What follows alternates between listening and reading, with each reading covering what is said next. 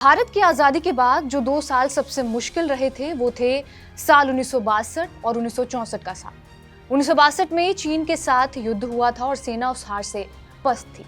उसके बाद साल 1964 में पीएम नेहरू का निधन हो गया, जो देश की राजनीति के लिए एक बड़ा झटका था। यानी भारत कहीं ना कहीं कमजोर पड़ रहा था। इसी का फायदा हमारे पड़ोसी मुल्क पाकिस्तान ने उठाया और कश्मीर को हड़पने की चाहत उनमें हमेशा से थी। उसके लिए पहले पाकिस्तान ने 1947 में कोशिश की, लेकिन भारत ने उन्हें खदेड़ दिया। इसके बाद भी पाकिस्तान बाज नहीं आया। कश्मीर को हथियाने के लिए पाकिस्तान की आर्मी ने फिर से एक प्लान बनाया और इस प्लान के लिए पाकिस्तानी सेना ने प्रेरणा ली अरब देशों की सेना से और फिर चलाया ऑपरेशन जिब्राल्टर। क्या था ये ऑपरेशन, जानेंगे इस वीडियो में।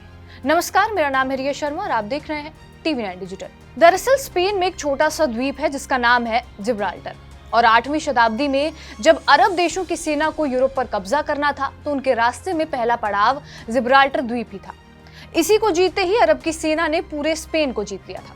पाकिस्तानी सेना ने भी सोचा कि इसी प्लान के जरिए कश्मीर को हथियाया जाए और पाकिस्तान को भी यही लगता था कि अगर उसने कश्मीर पर कब्जा कर लिया तो वो भारत पर भी कब्जा कर लेगा। अपने इस ऑपरेशन को अंजाम देने के लिए पाकिस्तान ने कश्मीरियों को निशाना बनाया। तब हजरत बल दरगाह में रखा गया पैगंबर मोहम्मद का बाल अचानक गायब हो गया था। इससे कश्मीरियों में काफी गुस्सा था।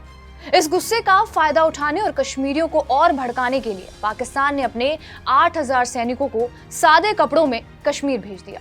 वो लोग कश्मीर में आम नागरिकों की तरह रहने लगे और भारत के प्रति लोगों को भड़काना शुरू कर दिया। पाकिस्तान का मानना यह था कि कश्मीर के लोगों के गुस्से का फायदा वो उठा लेंगे, पर हुआ इसके बिल्कुल ही उलट।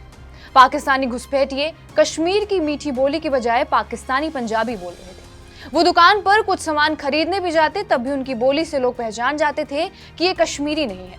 इससे कश्मीर के लोगों को ये यकीन हो गया कि उन्हें भड़काने की कोशिश की जा रही है।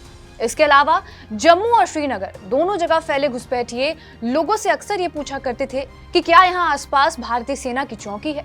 बस उनके मंसूबे भांपते ही कश्मीर के लोग पहुंच गए भारतीय सेना के पास और उनके सामने पूरे मामले का खुलासा कर दिया।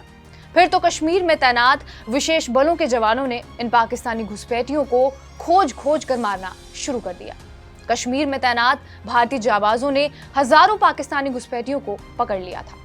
इसकी खबर जब पाकिस्तान के रहनुमाओं को लगी तो उन्होंने भारत की सीमा पर तोपों से गोलीबारी करना शुरू कर दी। इसके बावजूद भी ऑपरेशन जिब्राल्टर बुरी तरह से फेल हुआ और पाकिस्तानी गोलीबारी का भी भारत ने मुंह तोड़ जवाब दिया। पाकिस्तान की इसी चाल के कारण 1965 के भारत पाकिस्तान युद्ध की नींव पड़ी थी। इसके अलावा 8 अगस्त 1965 को आकाशवाणी ने जिब्राल्टर फोर्स के पकड़े गए 4 अफसरों का इंटरव्यू भी किया। एक ऐसा ऑपरेशन जिसके लिए पाकिस्तानी सेना ने ना जाने कितनी खुफिया मीटिंग्स की और वही प्लान भारत के आकाशवाणी रेडियो पर सबके सामने सुनाया जा रहा था। वास्तव में पाकिस्तान ने ऑपरेशन जिब्राल्टर की शुरुआत अचानक नहीं की थी। वो काफी लंबे समय से सीक्रेट ऑपरेशन की योजना बना रहा था। ऐसा भी कहा जाता है कि 1950 के ही दशक में कश्मीर पर कब्जे के लिए पाकिस्तान इसकी प्लानिंग करने लगा था और तब पाकिस्तान के विदेश मंत्री रहे जुल्फिकार अली भुट्टो का भी इसका पूरा समर्थन मिला हुआ था। ऑपरेशन जिब्राल्टर की अगुवाई का जिम्मा पाकिस्तानी सेना के मेजर जनरल अख्तर हुसैन रिजवी को दिया गया था। बाद में पाकिस्तानी जनरल ने इस ऑपरेशन के बारे में खुद खुलासे किए थे कि इसके जरिए वो लोग कश्मीर समस्या हमेशा के लिए खत्म करना चाहते थे। इससे पहले ऑपरेशन नुसरत चलाकर खुफिया जानकारी जुटाई गई और सीमा पर वही जगह चिन्हित की गई थी जहां से अपने सैनिकों को घुसपैठ करानी थी। साथ ही कब्जे के लिए कश्मीर के 4 ऊंचे क्षेत्रों को यानी कि गुलमर्ग, उरी, पीरपंजाल और बारामुल्ला को मार्क किया गया था। सेवानिवृत्ति के बाद जनरल ने यह कहा था कि वो लोग भारत के साथ युद्ध किए बिना चुपचाप कश्मीर पर कब्जा करना चाहते हैं। हालांकि उनके मंसूबों पर पानी फिर गया था। बहरहाल आपका इस वीडियो पर क्या कुछ कहना है हमें कमेंट बॉक्स में जरूर बताएं। बाकी देश और दुनिया की तमाम बड़ी खबरों के लिए बने रहे हमारे साथ TV9 डिजिटल पर।